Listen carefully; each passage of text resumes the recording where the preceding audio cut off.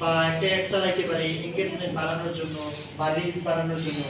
এখন আপনি যদি এটা চান অর্গানিক ভাবে, হ্যাঁ অর্গানিক ভাবে করতে, তাহলে আপনার কি করতে হবে, এই যে ধরেন এই যে পয়েন্ট আছে না, আপনি এই সম্পর্কে যে কোনো একটা পোস্ট লিখবেন, মানে এটা দিলে কি কি উপকার বা কি কি এর সাইড এফেক্ট আছে এই সম্পর্কে আপনি লিখবেন। এখন আপনি ধরেন পারেন না, আপনি এটা চ্যাট জিপিটি দিয়ে লেখাইতে পারেন বা গুগলে এসে আপনি এই সম্পর্কে নিজে প্রথম জানবেন, জানার পরে এই সম্পর্কে আপনি একটা বিস্তারিত পোস্ট দিবেন। আপনার যতগুলো পোস্ট থাকবে, প্রোডাক্ট থাকবে বা আপনি যে সার্ভিসগুলো দিবেন ওই সম্পর্কে প্রত্যেকদিন একটা একটা পোস্ট করবেন।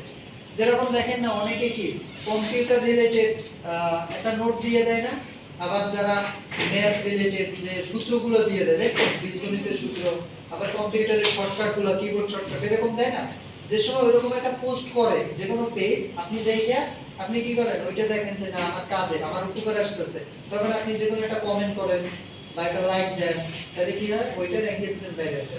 তাহলে আপনি ফ্রিতে করতে পারতেছেন। কেউ আমার পছন্দ হলে কি যেহেতু দেখে অনেক সময় কি আমার যে পোস্টগুলো দেয় এগুলো আমার মানে প্রয়োজনীয়, তাহলে কি করে ফলো দিয়ে রাখে। তাহলে আপনি ফ্রিতেই এই যে ফলো, তারপর লাইক, কমেন্ট সবকিছু ফ্রিতে পাইতেছেন। হ্যাঁ প্রত্যেকদিনই করতে হবে, আর এইগুলা যাতে আপনার এই যে ইউজারের প্রয়োজনে আসে ওইরকম একটা পোস্ট করতে হবে প্রত্যেকদিন। আপনার যে সার্ভিস বা প্রোডাক্ট আছে, হ্যাশট্যাগ তো দিবে, ওটা তো যে সময় পোস্ট করবেন ওই সময়, মানে আমি বলতে আছি যে আপনার প্রোডাক্ট বা সার্ভিসের তো একটা পোস্ট করবেন, আর আপনি ইউজারের জন্য একটা পোস্ট করবেন যে ইউজার এগুলো দিলে কি লাভ না দিলে কি লাভ, সে যেন কোনো তথ্য একটা জানতে পারে, নতুন কিছু যেন জানতে পারে আপনার পেজের মাধ্যমে।